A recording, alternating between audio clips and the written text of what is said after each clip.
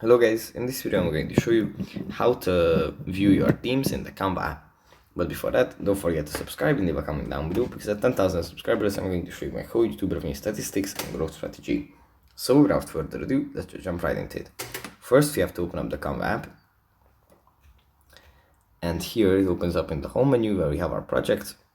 From here we have to go into the top left corner, then in settings, and then under the personal part we find teams. If we tap on this, then we can view the teams that we have.